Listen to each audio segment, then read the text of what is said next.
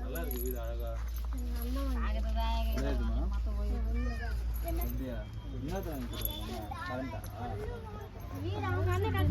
அப்படியா? கரண்ட் மண்ணா வந்ததா? நல்லா இருக்கு, நல்லா இருக்கு, சூப்பரா இருக்கு.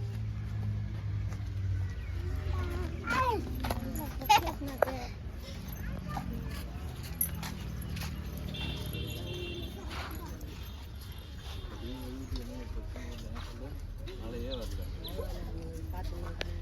நல்லா இப்பதான் நீங்க தானே முதல் முறையா வந்து பண்ணுவோம் பொறுமையா. பட்டாளி நல்லா இருக்குமா?